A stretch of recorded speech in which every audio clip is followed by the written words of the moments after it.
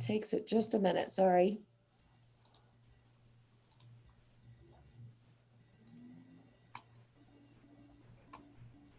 All right, it looks like we are live on YouTube. I believe we are ready to go. Mr. Gilreath, you should have screen sharing rights when it's your turn. All right, thank you, Ms. Neal. And good evening, everyone. Welcome to our Hidden Oak Elementary Community Meeting to talk about elementary school rezoning.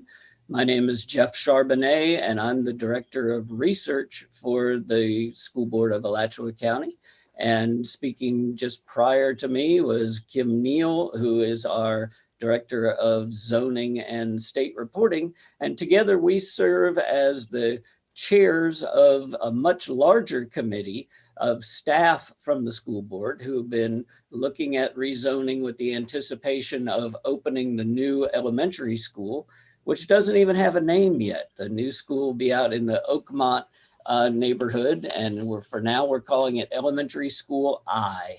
So on our committee are many staff members from the various departments looking at all of the aspects that go into opening a new school. So we have transportation, facilities, curriculum, human resources, special education and student services, food services. All of those different groups are contributing to the planning for this school and have been working for quite a while, and have come up with a few possible options for ways that the new school zone might be drawn, which will mean that it could affect many surrounding school zones as students are slated to attend the new school. So that's why we're meeting with the Hidden Oak community, because any changes to the zoning can affect the zoning for Hidden Oak as well. And I just want to make clear that at this point, we're still looking at options.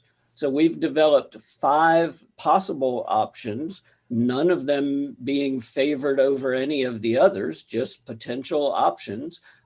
Some of those have been created based on feedback we've gotten from the school board looking at preliminary plans. And now we've embarked on seeking public input. So we have 9 of these community meetings with different schools to get input from parents. And there are several broader community meetings as well. And after all of that input is gathered, the committee will go back and see if any of these options should be tweaked based on your input or questions or suggestions. Also, whether new options should be developed. And through that process, there will be public hearings, there'll be school board workshops, school board meetings, more opportunities for you as members of the public to come and speak directly to the school board, who will ultimately make this decision next February. So we're glad that you've joined us tonight, those of you that are here with us on the Zoom call, and those who are watching from YouTube at home. So we'll have a presentation and an overview of the process and the options that have been developed so far, and then have a chance for your questions and input and feedback. So joining us on the call tonight, we have Ms. Donna Jones, who is our Deputy Superintendent, who's here tonight. I also see Ms. Donna Kidwell, who is our Executive Director of Exceptional Student Education and Student Services, is here. And John Gilreath of DRMP, who has been our consultant in this process and is the expert with GIS data and surveying and mapping, and will be leading us through a presentation in a little while. But to start, let's turn it over to Mr. Kuhn, your principal from Hidden Oak. Well, thank you guys. Thank you everybody for joining, and for the Hidden Oak families that are here tonight. I really appreciate that. As Mr. Charbonnet said, the new school will possibly have an impact on our zone, depending on the different options. And so I've reviewed all of the different options, and there definitely are things that are going to impact us at varying levels. So of course, tonight is incredibly important for the Hidden Oak family to really get a good idea of exactly what's going to happen. And going to the rezoning or the Elementary School I website is just a wealth of information. So after this by all means, go there and look through everything. Reach out to me if you have any questions, as always. And with that, we will turn it back over and get this thing going. All right, thank you, Mr. Kuhn. So now I'm going to turn it over to Mr. John Gilreath, who is going to lead us in our presentation.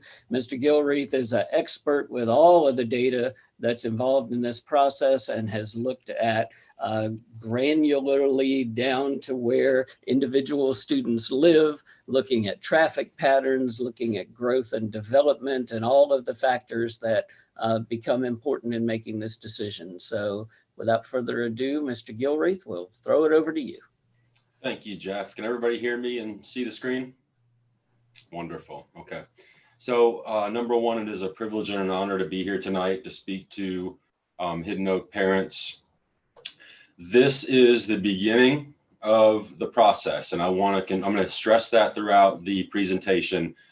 These are initial options that we're bringing to you for your comments. So we're very interested tonight to hear from you about what works, what doesn't work, and what you see and what we're about to present.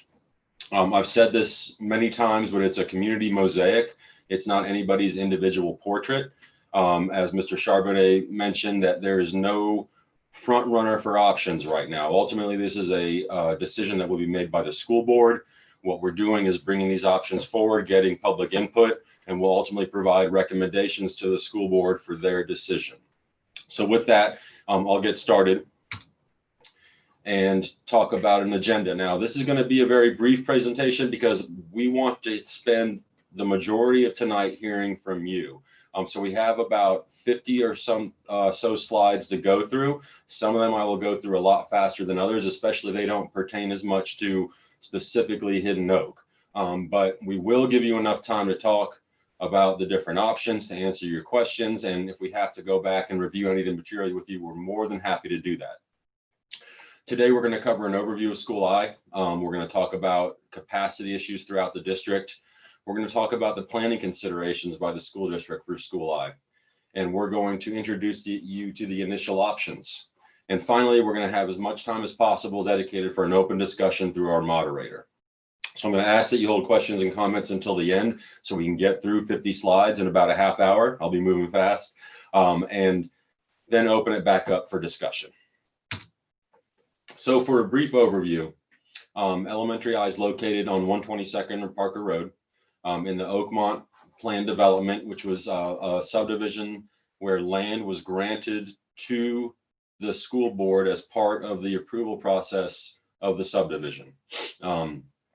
It is located in an unincorporated Alachua County, and this site was a selection, resulted as a selection from the School Planning Advisory Committee, which is made up of appointees from municipalities around the county, as well as public citizens who reviewed a wealth of information and recommended this site as the #1 site for the next elementary school for the Alachua County Public School System.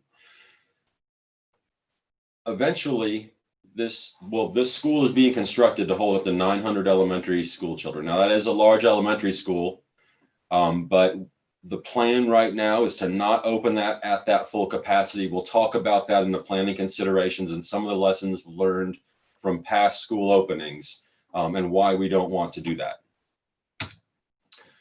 For a frame of reference, I was asked through some of the initial presentations to provide some more locational and socioeconomic and demographic data. And so we're going to show you a few variables today. We have a number of variables that we've been looking at.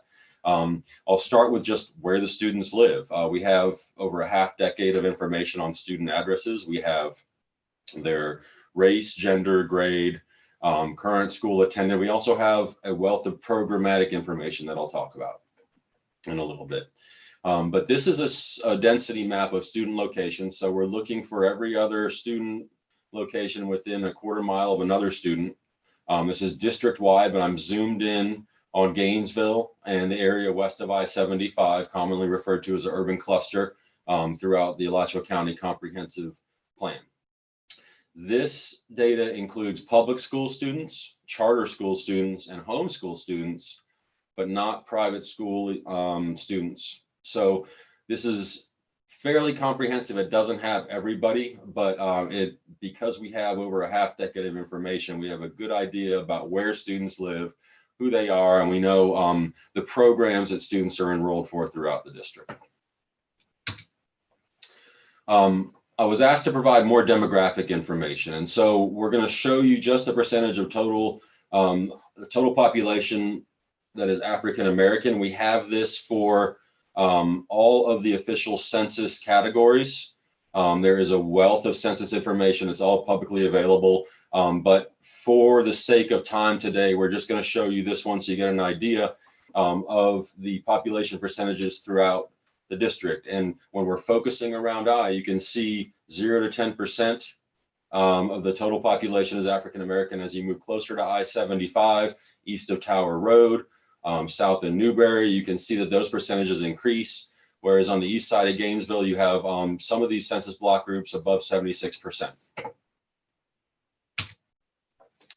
This is an interesting one because this looks at median income. We've been asked, are you thinking about economic data as well? And the answer is we are. We're using all the data that's at our disposal. And what's interesting about this map is a large range west of I-75. So you can see the red star signifies the location of elementary school I in the highest median incomes by household in the county. But west of I-75, we also have some of the lowest. So there's a wide disparity of ranges that we're thinking about while we're looking at this zoning process. Also very important is the percentage of the population under 18. We can break this down into a couple of different categories. I'm just going to show you under 18 for right now, but we can go under 5, 5 to 9, I think 9 to 13. And so we can look at this in a few different ways, but this is just for the entire percentage of the population under 18.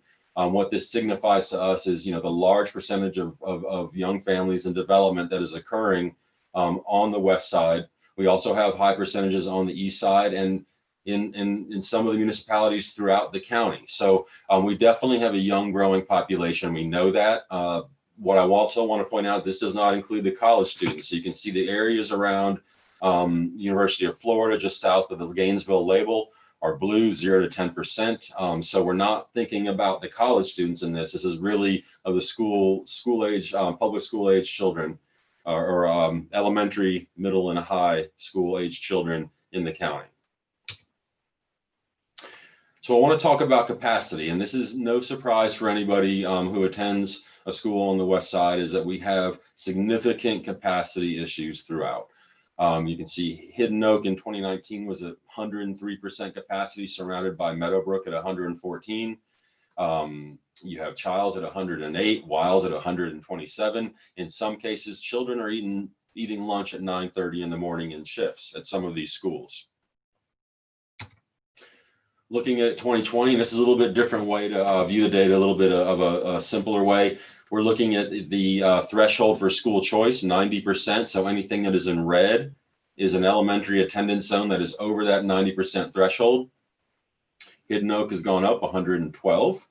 And when you look at 100%, really the only one that drops out is Williams on the east side. So I'll jump back and you can see Williams at 93%. Crosses that 90% threshold, does not cross the 100% threshold. So this is not just only on for schools west of I-75. This is an issue through many of the schools of the district, but this is a good map to show you the situation right now in your area. So when we talk about the planning considerations, number one, we want to address capacity for elementary I and the surrounding schools. Excuse me. We need to think about infrastructure. We need to think about future land use. We need to think about the developments that are coming online now that are tracked by the county, the municipalities, and the school district. We need to think about the possibility for future developments and look at the county's comprehensive plan and what is allowed by the county in this area. We need to think about diversity, and this is not just race. This is not just gender. We're thinking about programmatic diversity. We have students who are eligible for free lunch. We have English as a second language. We have ESE students. So there are a number of considerations for the type of programs attended by these students. The student body should be reflective of the district's racial composition per the board's equity plan that has been updated in 2020. And the racial composition for the district as a whole with school-age children is 42% white, 34% African-American, 11% Hispanic, 7% multi-race, and 5% Asian. We need to think about the sales tax and the initiative and the current construction that's going on right now. So Elementary School I obviously is under construction. Idlewild is nearing the start of construction. They're finishing up design now. Metcalf and Bishop are well on their way through construction. We have to increase capacity at these schools and remove portables. So that is a stated goal of the facilities initiative.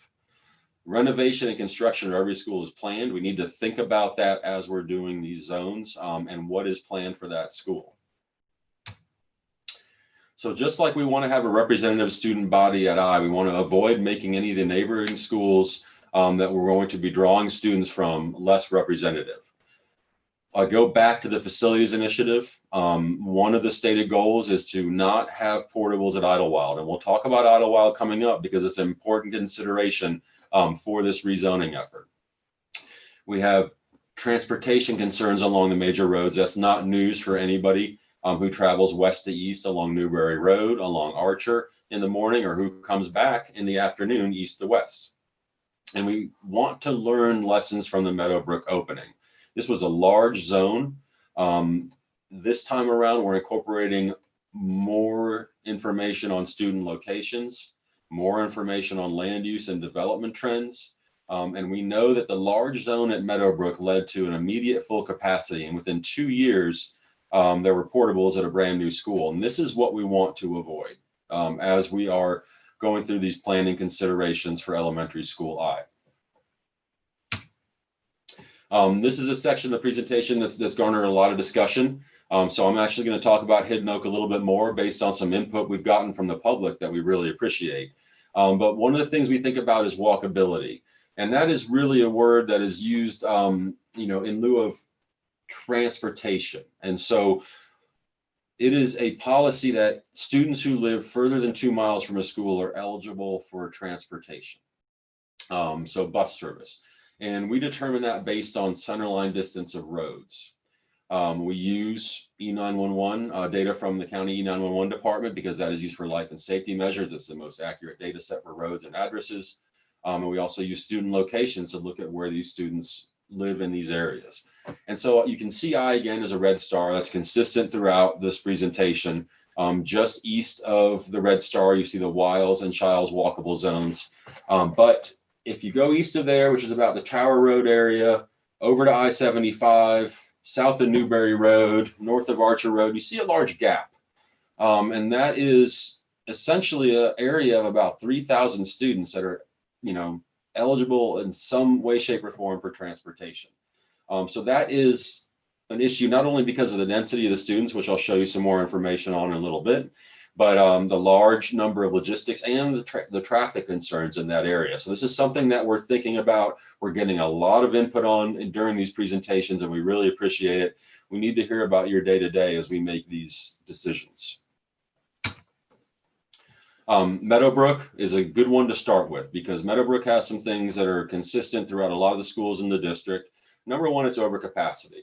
You have about 720 students attending Meadowbrook, or 820 attending a school around a capacity of 720. The majority of those students are over 2 miles from Meadowbrook. It's a large zone. It covers a large area, large subdivisions, and there is spread out development in this area. And so this large zone leads to the overwhelming majority of students being outside of that 2 mile distance from the school.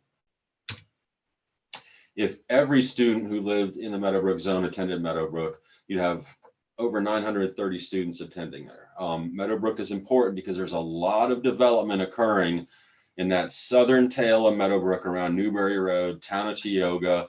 The West End golf course is for sale. We know that there are active development applications in and around that area, the densest amount right now going on in the county. I mentioned Idlewild. Idlewild is in the same boat, different part of town. The majority of students that attend Idlewild live over 2 miles from Idlewild. Another large zone stretches almost to Micanopy, to just east of the Meadows on the Prairie subdivision on Southwest Archer Road, almost into the heart of Gainesville. So this is a large zone. Idlewild currently has a capacity of 557 with over 700 students attending. If all the students who were zoned for Idlewild right now attended there, you'd have over 1,100 students. So that would be an unsustainable situation. These are some of the zones that we're looking at, along with Hidden Oak coming up, to talk about capacity, to talk about where some of these new zones can be drawn, and to deal with the development that we know is on the way or already here. Hidden Oak, and I want to talk about this one in a little bit more detail. I've gotten some comments on this, which I greatly appreciate. Hidden Oak's balance for distance is a lot more balanced, with over 250 students living within that 1 mile zone. Now, I'm calling attention to the donut just south of Hidden Oak, and it's recently been brought to my attention that there is a walking path from that neighborhood to Hidden Oak. We calculate these based on road center lines. Those paths are hard to find. Not any one municipality in this area has a good, consistent record, but we're looking at tweaking this information. But it really doesn't still affect that if you're going to walk on a street center line, there are these donuts. It's not just a buffer that we put around a school and say everything within 2 miles is walkable. We are actually looking at the street center lines. And so while there may be a walking path that's been brought to our attention, thank you so much for that. These center lines still are, these houses still, if you walk along the street, are still 2 miles from Hidden Oak, but are literally just across the property line. It's just an interesting thing to note. That area is not really affected in any of these options, that particular neighborhood, but it is something that I like to bring up. I've been corrected. I'm not perfect on it, but I did want to explain that to you because you are familiar with this neighborhood as parents who live in this area and have children who attend the school. Terwilliger, we're getting another comment on Terwilliger that I'm going to look at, and it's a little bit different. I won't go into that, but what I will call your attention on Terwilliger is, again, over 400 students who live 2 miles from Terwilliger are being put on buses and taken to different schools, taken to Terwilliger. While there are some walking zones, you're talking about, in some cases, crossing Newberry Road, crossing I-75 underpass. Even though there are sidewalk facilities there, I don't think anybody would really want to send their elementary school student walking alone to those areas.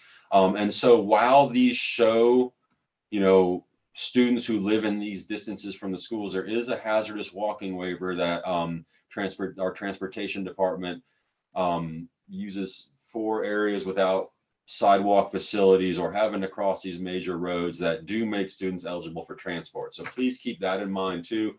This isn't the end all be all, but is an idea to show you where students live in relation to these schools. So the rezoning effort to date, we built upon a half decade of the school district's planning data, using information on student locations, transportation, capacity, the facilities initiative, the infrastructure, future developments, future transportation projects. A lot of variables have been put into this rezoning effort that we work with the school district, for the last 5 years on providing them this long-term planning data. Again, Elementary I was selected through the School Planning Advisory Committee in 2017 and 2018. This was the facilities initiative schedule was approved in 2019. The actual facilities half-cent sales tax was approved in 2018 by voters. The board approved the schedule for the projects in 2019. And so we have presented this to the board. We've gotten some initial feedback in the board workshop. We presented this to the district advisory committee, and we presented it to a number of elementary schools, as well as a 6-hour public meeting. Next week, we have another public meeting in person at the school board's administrative center. we're going through right now and presenting this to you as parents for each elementary school that could potentially be affected by one of these options. And so again, we are interested to hear your comment. We need constructive comments on how to make this better or what you see that are issues. And we are taking these recommendations in a variety of formats. We're also putting this information out in a variety of formats. And I will cover that at the end of this presentation. Right now, I'll go through the elementary zones and really kind of get through this to help you and hear your comments for the remainder of this meeting. So just a brief look at the current elementary zones in the area. The context for the schools that are around I is closest to Childs and Wiles, and you can see Hidden Oak on the northern edge of that image. So the Hidden Oak zone currently extends south of Newberry Road. And there are areas of development and dense student populations that we're considering as we are drawing these potential zones. And so in the northwest corner, I mentioned already Town of Tioga, new phases going in there. I've talked about West End Golf Course for sale. There are a number of development applications in that area that the school board is tracking.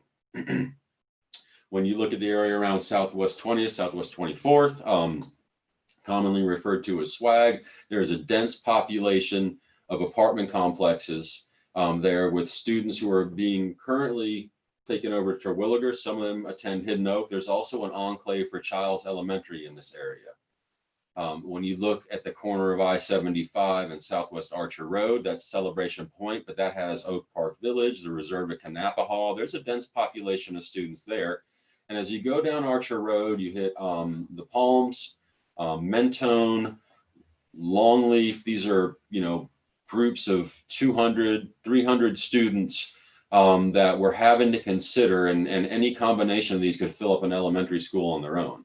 And so, not to mention the development that's coming down the pipe. So we're having to think about the 3,000 students that are in this area and really split them up between 3 elementary schools and then the remainder of the schools north of 8th Avenue and across I-75. So this has been a challenge.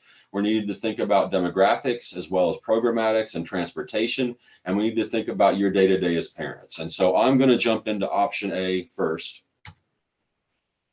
And you can see the Hidden Oak zone is at the very top, extending down south of Newberry Road, and there is a slice that's taken out of the western edge, south of Newberry Road and just east of 122nd Parker Road. This is Fletcher Park. There's about 13 students in there. Extends down. There's about 13 students. It also takes in Tioga, goes across 143rd and takes a apartment complex there, and then extends down 122nd to Logano, Meadows on the Prairie, Longleaf, and Eloise Gardens along Southwest Archer Road. This removes 98 from Meadowbrook, 98 students from Meadowbrook, potentially. And what I'm talking about are students who are zoned, not always actually attending.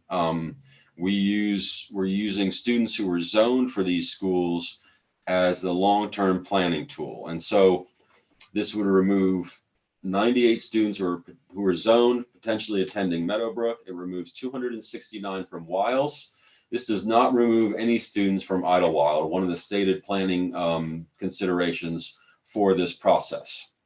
Something else to note is the demographics of this zone don't really meet the stated board equity plan. It's a little bit higher of a percentage of white students, lower than African American than what the stated board equity plan is. Option B drops out Tioga, does not affect Hidden Oak.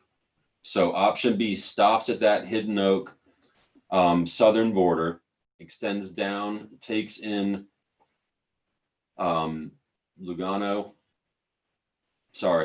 takes in Longleaf takes in Mentone, extends up Archer, and takes in the Celebration Point area that I mentioned before, Oak Park Village, Reserve at Kanapahaw, and Finley Woods. And so that's an area of development we know that's coming online here as well. This removes over 200 from Idlewild, removes 426 students from Wiles, significantly relieves some of the overcrowding in that area. This is a lot closer to the stated goals of the equity plan. What it does not affect is any of the development in Meadowbrook, so it leaves Meadowbrook over capacity. And something to note is that there's 845 students in this zone, so this is getting up to that 900 total student stations. So again, this is there's a pull on either end between Meadowbrook and Idlewild, trying to meet both of those goals, and as well as trying to minimize the impact while addressing the capacity of some of these other schools that are contiguous to the potential zones of I. Option C is where we start seeing more of a effect on Littlewood. You have, and you can see the growth when I say 802 students were located in the I zone in this option in 2019. In 2020, we have 863. And so this area, I don't have to tell this to anybody, that you know that it's growing. You can see the construction happening. This option removes over 300 from Idlewild, removes over 350 students from Meadowbrook. I'm going to go through these individually, and talk about Hidden Oak specifically, but some of the other highlights of this one would be Meadowbrook zone stops at I-75, and Terwilliger's zone extends north of 39th. Wiles takes in Finley Woods and some of those developments south on Archer Road, and removes the capacity from Idlewild, and there are changes for Newberry and Archer as well.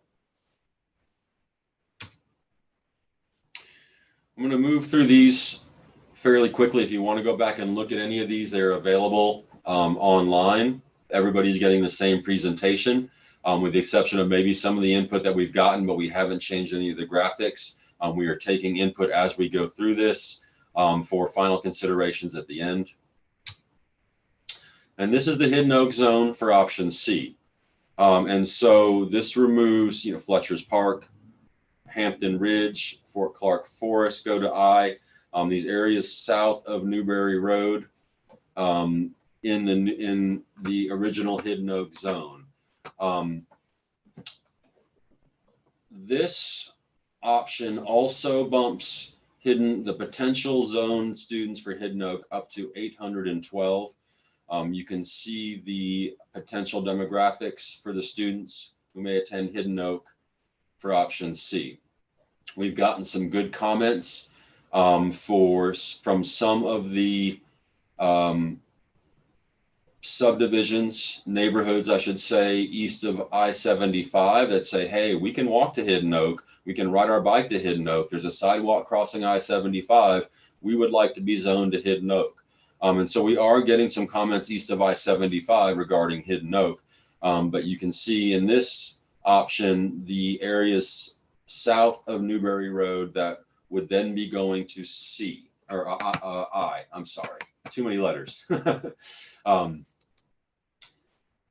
Idlewild zone, again, brings them down to 691 proposed zone students meeting that plan consideration.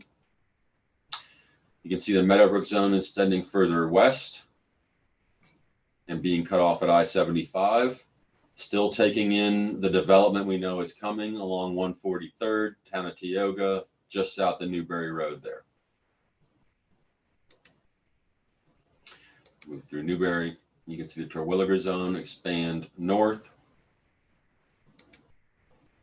The Wiles zone expand south of Archer Road and take in Celebration Point. And again, this is potentially zoned students, and this is just to show you a quick comparison of demographics between your current zoned students and option C. And so you would have an increase in African-American students up to 22%. You would have a decrease in white students from 44 to 41% in in this option. We've looked at Hispanic students, and that would increase slightly from 14 to 16. And for the purposes of these graphs, we have grouped all the other official census designations, and you see that those about stay the same. I think they decreased by about 1% in this one. Option D is just north of Hidden Oak, but what changes in option D is Meadowbrook extends east. And so there are changes for Meadowbrook on this, not for Hidden Oak, but this is something that we want to show you as part of this presentation. And you can see this for Terwilliger as well. We don't have any changes for Hidden Oak in option C, or sorry, option D. Option E, we see some changes. And so this option E has 840 total students located in I. This removes over 300 from Idlewild, but removes less than 100 for Meadowbrook. I'll move through these options until we get to Hidden Oak. But you should see I, where I takes in students south of Newberry Road in option E. You can see the breakdown, the potential demographic breakdown for option E, elementary I. And when we look at Hidden Oak, option E does extend west, but it also drops out the subdivisions north of Newberry Road, south of 23rd. And so that is probably the most significant change for Hidden Oak over the greatest area in option E.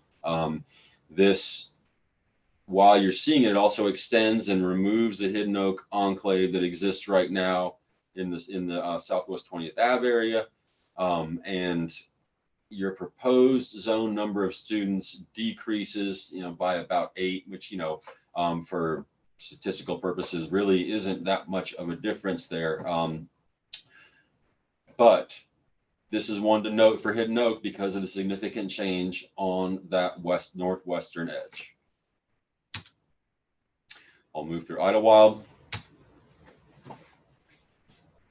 Option E is also significant because Littlewood is introduced. There's a portion of Littlewood that extends south to I-75 through Butler Plaza. That area south of 20th would be going to Terwilliger in option E. This would bring Littlewood's zone population down to about 533 in anticipation for Littlewood moving across the street into the transition school currently housed on Westwood's campus, where the Bishop students or Bishop Middle School students are attending right now as their campus is under construction. View of Meadowbrook.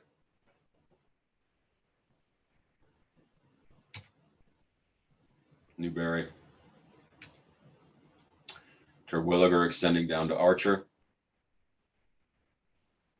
And Wiles large zone here. And finally, I want to show you, this is a different way to look at the demographics. I'm interested to hear input from folks. These are the potentially zoned students by percentage for the schools in option E. I showed you 2 of the options with the pie charts. I'm showing you this one with a table. I'm interested to hear what works better for you. I've been told the table is a little bit easier to read. I've been also told that the pie charts are easier to read if you're in the back of the room. But we're doing this virtually. So I'm interested to hear some comments on this as well. And finally, our next steps. So I've told you we've gotten some initial input from the school board members as part of this workshop. Ms. Neal will tell you about the timeline after these school public meetings. But we have gotten some initial input from the school board members. Ultimately, this is going to be a school board decision. So staff is going to bring recommendations forward and the school board will decide on how to move forward. We have presented to the District Advisory Council. We are scheduling another round for their input to the District Advisory Council to present again. We have gotten feedback from the affected school principals and we have sent out letters to parents at the affected schools to schedule these virtual public meetings. So We have, I think, 9 or 10 of these scheduled, as well as 2 additional, a 6-hour virtual and a 4-hour in-person comment meeting. And we have the workshops and the readings that Ms. Neal will talk about after this. Something that I want to really bring up before I turn it back over to Mr. Charbonnet is this current district-wide construction initiative is adding capacity to schools throughout the district. It's removing portables. And so what this may result in is a comprehensive rezoning in the next few years. And I think that people need to be aware of that. I've been asked to bring that up. And so I do want to make sure that people are realizing this as they provide their comment. And how about providing comments? So number one, questions, insight. We would like those to be sent to the email on the screen, rezoning@gm.sbac.edu. That is a shared email that we can respond to or answer your questions as you send them in after these meetings. And I'm going to stop the presentation now and go to the main website of the Alachua County Public Schools and tell you how to get to the other information. If you let the scroll bar go through, let me do that. Sometimes it goes a little bit slower than I'd like it to. You can get to it this way. I probably should have clicked left instead of right. Sorry. Thank you for your patience. Okay, so we have a dedicated page set up from the scroll bar to access the zoning page. And here you can review the past meetings that have been presented. You can see the schedule for the upcoming input sessions. You can view the school zoning policy from the board. And we also have the citizen input form. So I told you about the email set up for questions and insight. This is input that's going to be delivered to the board. And so this is where we would like you to provide your comments and feedback on the zones in particular.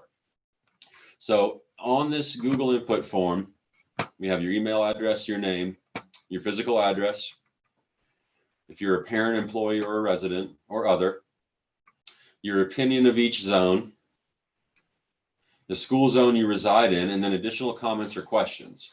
We're hoping that each individual submits one of these with well thought out comments and responses, and then anything additional, please use the email.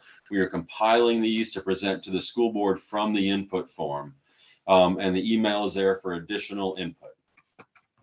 Going back to the main rezoning page, you can see that email listed there. But also, we have this web map set up, and when you click on the web map, you can go to an interactive map that allows you to enter in your address, which will zoom into to see where you're currently located in these pink zones, and you can turn on the different options and view them at neighborhood or house level. You can turn on an aerial if you'd like to view it that way. Let's see if I can find one. Oh, I need to turn there's the aerial, sorry. I'm having to look behind my laptop. So you can view things in a different way. And this is available to review all of these options and see how they affect you and your neighborhood as you go through. With that, I'm going to stop sharing my screen, open it back up to Mr. Charbonnet and Ms. Neal to talk about the remainder of the timeline, and then open it up for discussion. Thank you for your time.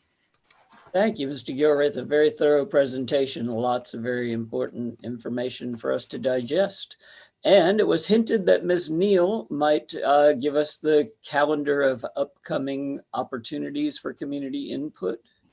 Absolutely. So we do have lots of opportunities for your input. First being this meeting. We're so glad you're here and are looking forward to hearing from you in just a few more moments.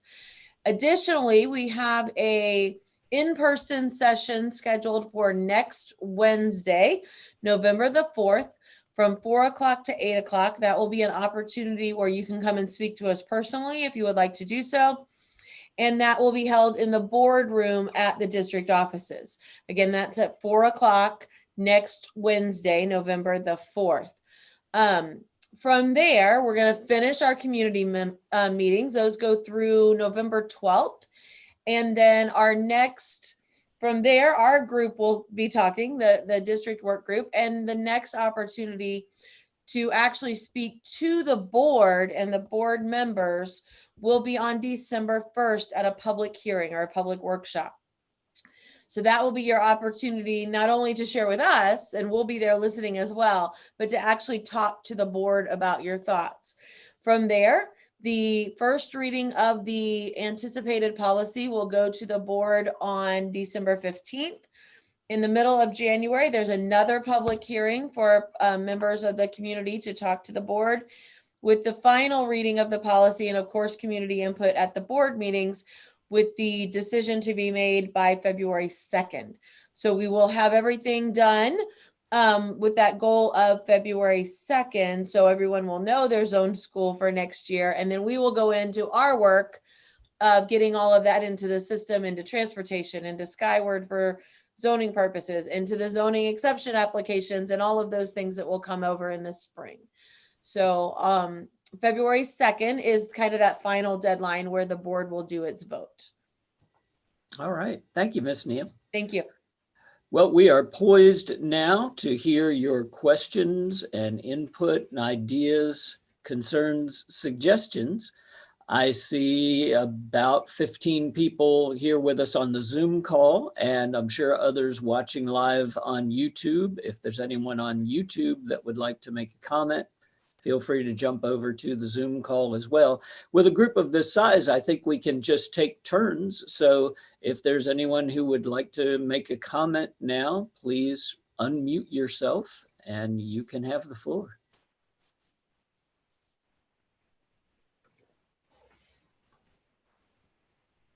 Hello. Hello. My name is Dr. Neville, and I have 2 students at Hidden Oak, and they both bus. And I've spoken with a number of the parents at the bus stop for our neighborhood. And I'd say half of us work at the university. And for a lot of us, driving to Hidden Oak is on our way to work. They're also putting another entrance into our community that exits much closer to Hidden Oak. And I just think there would be like a big impact for a lot of the parents in this neighborhood for after school activities and whatever, if we were moved up to Meadowbrook. Ma'am, I may have missed it. What is your community so I can Oh, look at that? we're in South Point. South Point. Okay, thank you so much. Yeah. That's my only comment about option E. No, that's I think great. that's the Thank only you. one. That's about option E. Okay. Yes. Any, do you have one that you're in favor of? No, I don't actually. Okay. that's Well, I'd ask you to helpful. make sure you fill out what you said to us on the input form. And I don't know if we have a not applicable on, you're going to have to pick one for option A through E. We don't let you get an out. So I'll take a please closer put this look. in and let us know. And I will look at that. You know, we track development. We know when developments are coming online. That starts with certificate of occupancy, but we're watching it well before that. When certain transportation infrastructure things are made for like a new phase or that sometimes isn't reflected in a lot of the baseline data that's provided by the county. There's a lag there. So thank you for that. I'm going to look at that. I'll even drive by and check it out. Okay. Thank you. Thank you much. All right. Thanks for your input, Dr. Neville. Who would like to go next?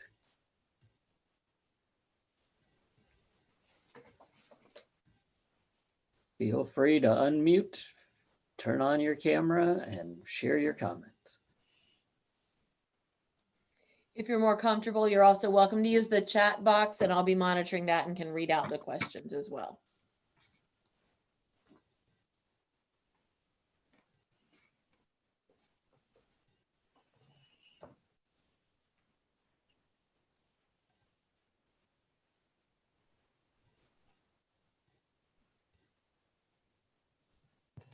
I have a question real fast.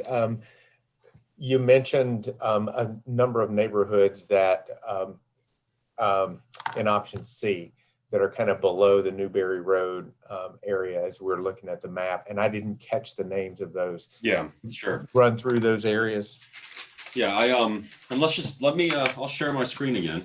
Okay. And we can zoom in and look at that area. Give me 1 second while I get that ready. Thank you.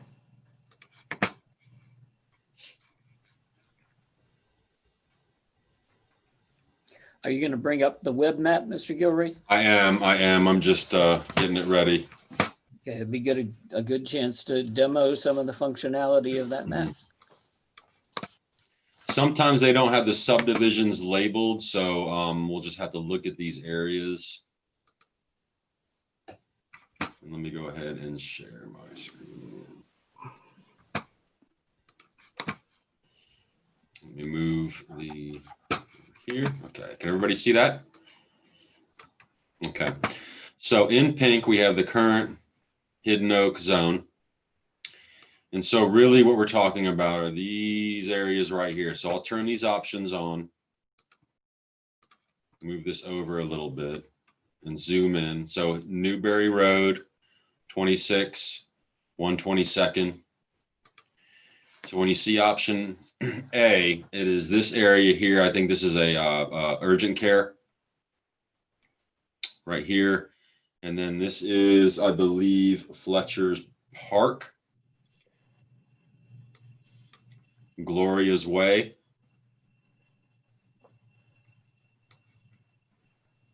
And then we come down into Oakmont.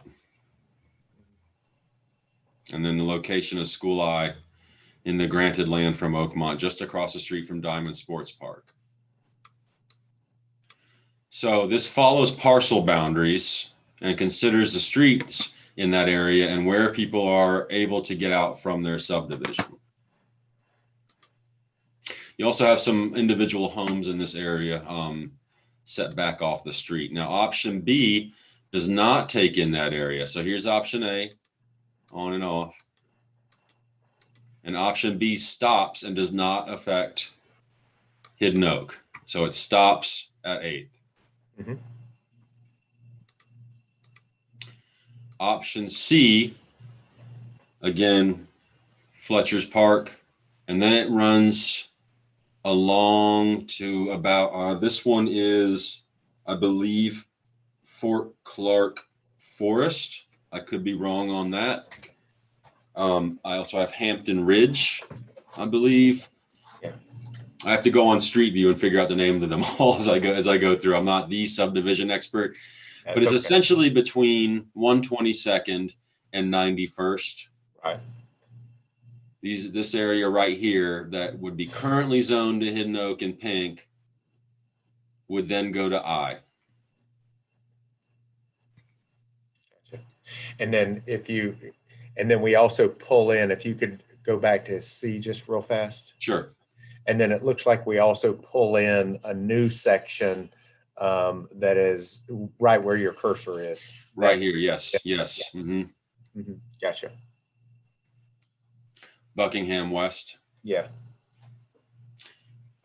And then a portion of complexes on West University. Mm-hmm. But it looks like, don't we lose the Southwest 20th, that Linton Oaks little section right there? Yes. Yeah. Right there. Yep. Well, that's Childs currently. Over to the left. This right one is Hidden Oak. Yeah. Yeah. One of the things we're trying to do is not split up neighborhoods. Yeah. We also are trying to avoid enclaves, right? So an enclave is Hidden Oak is over here and then has a separate zone here. Glen Springs has one.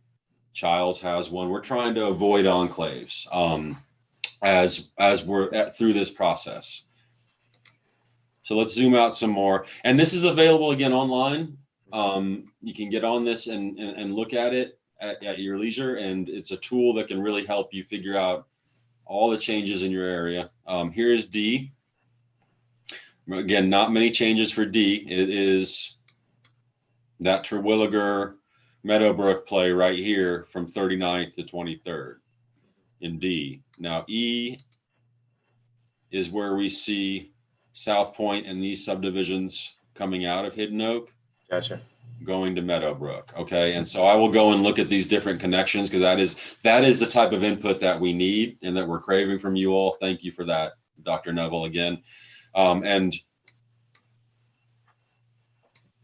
again, you can see this area slated for I. This is available for you all to view as well. Let me put this out in the chat so you can just hit it right now while we're talking. I'm going to stop sharing my screen. And I'll say to the families that are here, I used this yesterday to present to our school advisory council, and it's just an incredible resource to be able to, just like he did, zoom in and really look at where the boundaries are and how this impacts your area or the neighborhoods. It's fantastic. Hi, so I'd like to make a comment if I could. So I also reside in South Point, and What's your name, sir? his name is Sterling Garcia, and I currently have 2 children at the school. And so option E would actually concern us, as a potential option, because we have a child who actually gets services through the school, and so a disruption or a change in his environment would be really disruptive. So if such an option were to be presented, are there exclusions or any process that could happen to make sure that there is minimal disruption for What grade are your children, Sterling? So one will be going to middle school, so Fort Clark as of next year, but my youngest son is second grade right now. Okay. I can address that question if that's okay. I'll take that one. The policy states, and so part of this is not going to answer your question. I'm going to get to your question.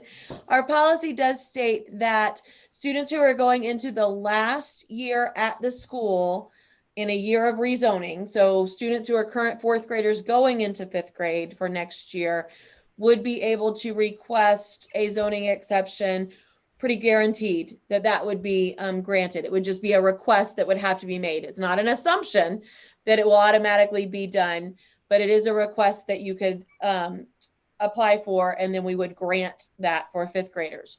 For students who are not going into that last year of school, absolutely zoning exceptions could still be applied for and requested. There's not a guarantee of approval for kindergarten through 4th grade, but absolutely could be requested. If there are specific special needs, that is something that's definitely taken into account as we look at individual students.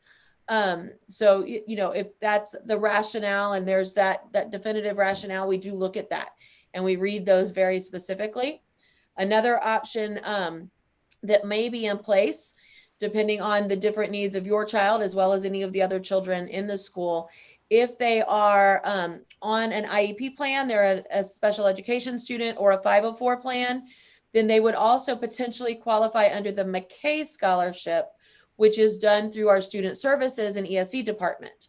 So there's a couple of different options there. If the option that impacts your neighborhood is the one that is selected come February, that's the one that is voted on, then at that point, feel free to reach out to me. We'll talk more about what those options are and how to apply for those options. Those options open up in the spring. Thank you for that feedback. Very much appreciated. You're very welcome. Absolutely. And I would say, please make sure that you fill that out on the input form, Mr. Garcia, and have that in for us. Love the background. Yeah. Courtesy of my wife. But we could see from the name displayed on the screen that that's not you. we've both been listening in intently, and so she had to pop out to take care of the kids for a second. So I'm filling in. Very good. I actually have a follow-up question based on that, if you don't mind. Absolutely. Are you Mandy Harrell? Yes, I am. Okay. Thank you. I have a child who will be a 5th grader next year, and I think she would want to stay. And I wondered about siblings, how that works for zoning exemption, because she has a sister who will be in 2nd grade next year. And 2 of the options have us going and 3 have us staying. So I just wanted to figure that out. Yeah, absolutely. And, unfortunately, the policy is for 5th graders. We try our best to keep families together. So I don't want to say it's absolutely impossible. We absolutely do try to keep families together. So that would be a possibility. You would apply for both of them, and we would do our best to make it happen so that both children can be together. We do, however, have to still consider capacity at the school and how that would work. So I think it will partly depend on which option is selected. And if we are increasing what Hidden Oak is currently looking at as zoned capacity versus not, but absolutely apply for both if one of those options does impact you. And again, you're welcome to reach out to me just as a reminder of that it is both children, and we'll do what we can do. And are the zoning exemption, is that just for 1 year and I would need to reapply every year? And so I wouldn't necessarily have the basis after my older child goes to middle school. Correct. School choice is for schools that are under 90% enrolled, of which Hidden Oak historically is not. And that school choice is the one that goes for the remainder of the time at the school. Okay. The zoning exceptions are those annual exceptions. However, having a history at the school does help to make that more possibly approved than if you had never been in the school. Thank you. And then my last question is if I have an EDEP spot at the school I'm currently at, and then I get rezoned, but did not move, is it kind of first come, first serve at the new school, or would I be able to have some kind of preferential EDEP spot at the new school, like it is, when you've been in a year before, if you already have a sibling there? I don't know that specific answer. I don't want to guesstimate that answer. Angel Laundry is our EDEP district coordinator. Okay. I'm going to refer you to her, or you can send that email into the rezoning email, and I'll try to get an answer for you and reply that way. But I don't want to, answer incorrectly. So I'd rather say I don't know the answer, and we'll get that for you. Okay. Thank you. I appreciate welcome. your answers in this presentation too. Thank you. Thanks for your great questions, Ms. Harrell. I think that may be the first time in all of our school forums that we've had both of those questions. So that's good. It is. Thank you for those. Mm-hmm. Does anyone else have a question or comment?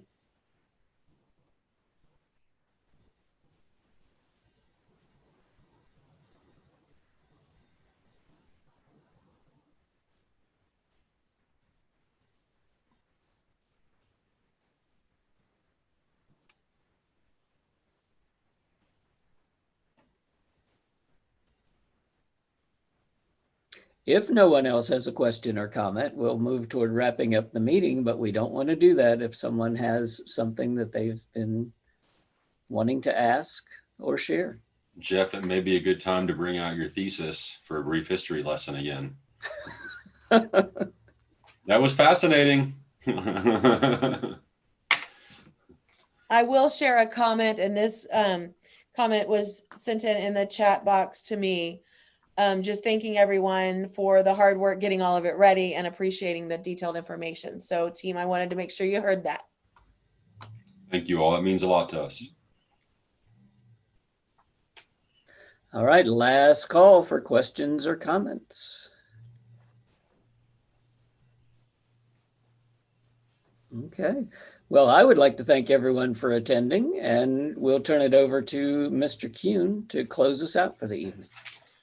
Just once again, thank you all on the group that's working on this for all the information. And one of the things has been so apparent to me throughout this process is just how willing and open everyone who is working on this is to receiving the feedback and receiving the input and taking that input. And that's, I know rezoning is one of those issues. You know, I've been in the district for 25 years, and this is a huge, big, hot button topic.